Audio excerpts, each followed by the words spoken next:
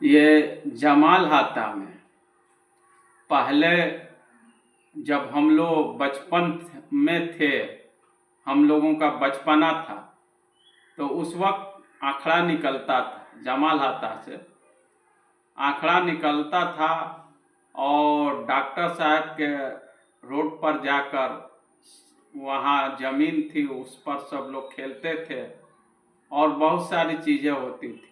यहाँ भी बाजा बजता था और जब बकरीद का चांद हो जाता था, कुर्बानी से ही यहाँ लोग लाठी भांजते थे और तलवार फेरसा भांजते थे और भजैटी रात भर चलता था और बाजा चलता था।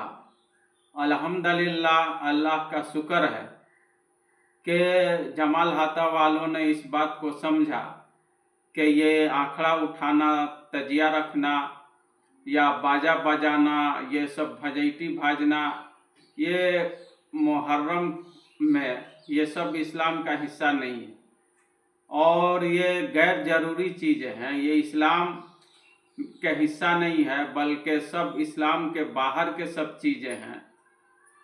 तो अल्हम्दुलिल्लाह अब जमाल हाता में नहीं हो, आंकड़ा नहीं उठता है, बाजा नहीं बजता है या तिनचौरी न्याज नहीं होता है, बहुत सारी चीज़ें नहीं होती है। अल्लाह का शुक्र है। ये अल्लामा इकबाल रहमतुल्लाह अलैह, जो सिराजुल उलूम के बानी हैं, उनकी देन से ये जमाल हाता में ये सब बिदतें ख़त्म हुई। हम मौलाना इकबाल साहब को कि ये कहते हैं कि अल्लाह उनकी कब्रों को नूर से भर दे कि जमाल हाता की इन बिदतों को उन्होंने ख़त्म कराया।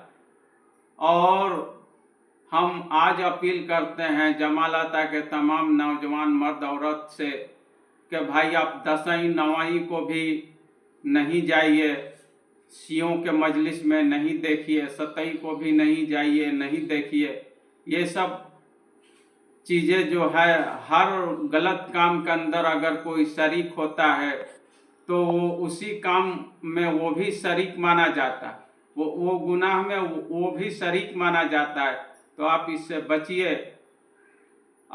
बचिए और ये सतई नवई दसवीं को ये सब देखना बंद कीजिए और अल्लामा इकबाल का जो दिखाया हुआ रास्ता है आप उस पर चलिए।